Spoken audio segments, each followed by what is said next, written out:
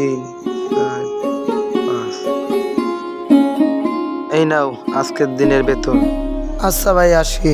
আসসালামু আলাইকুম। ওয়ালাইকুম আসসালাম।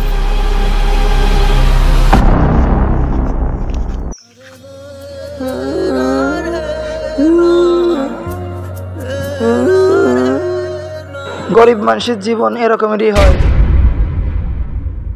ঈদ মুবারক, ঈদ মুবারক, ঈদ মুবারক।